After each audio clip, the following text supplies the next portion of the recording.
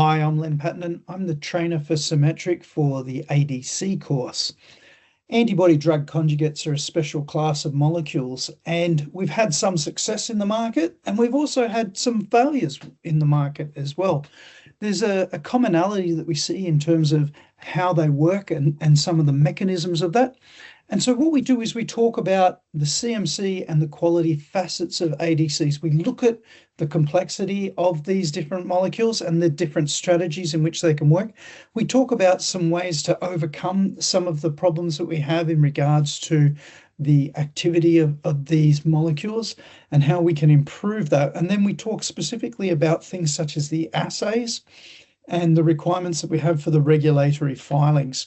We talk about the regulations, and we also talk about the regulators and different and emerging trends that we have in this area.